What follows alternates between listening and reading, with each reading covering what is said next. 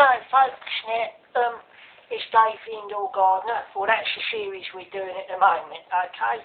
I was thinking about indoor gardening safety.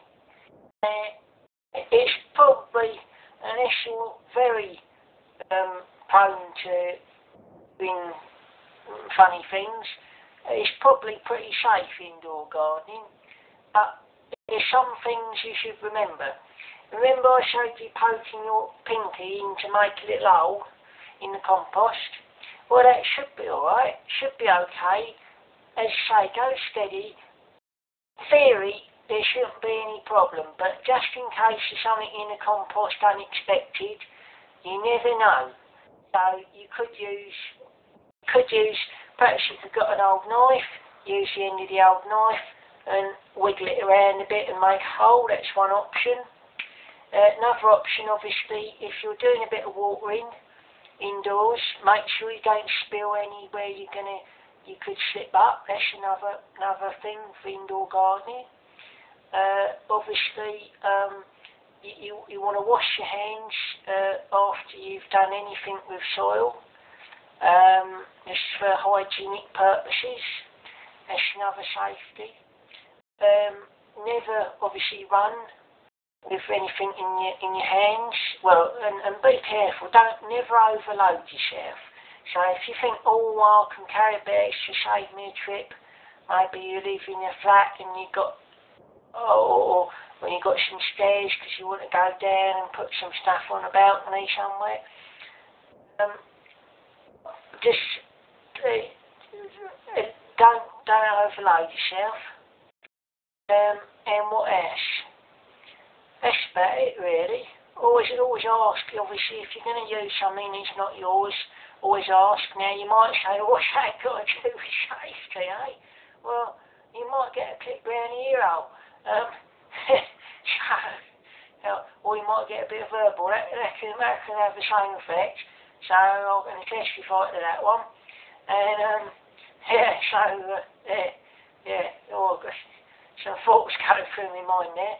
Anyway, and what else? Obviously, I always leave things clean, and also make sure when you're doing stuff, try not to leave any mess. If you do make a mess, clear it up because somebody else might tread in it. Obviously, if you've got kids, be careful because you know, especially the little ones, they come along, they try to chew everything, don't they? So, be a bit careful what you leave lying around, because it's not just your safety, it's other people's. And basically, I tend to do any of the stuff in the pot. I tend to put that in on the floor, because if you might not be able to bend down, but basically, if it's dirt on the floor, it ain't got nowhere to fall. Whereas if you do it on the top, and especially you don't want to do it on, you don't really want to do it on a kitchen work surface. You probably have to do it on a kitchen work surface because you might not have anywhere else to do it where you're not going to, if it did drop, a bit of soil wouldn't matter. But obviously, again, hygiene. If you drop soil on a kitchen work surface, clean it up. And if you have been putting plants in on a work surface, make sure it's thoroughly clean before you do any food preparation.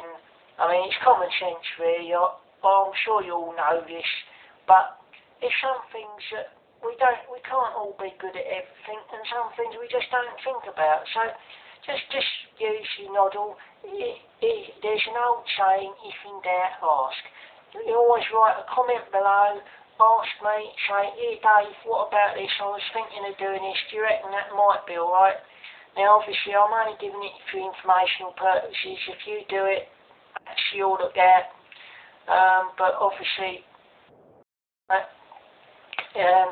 it's just thoughts really. So just use this and hopefully grow a few bits indoors. If they don't grow, they don't grow. I mean, you know, you have a go, you try it. if it's something that started to grow anyway, like the garlic, well, you ain't going to lose anything because it was starting to grow anyway, so it wouldn't have been so good for cooking. So, yeah, that's the way to look at it. And as long as you pretty much everything's recycled again. But there you go. Anyway, cheers for now.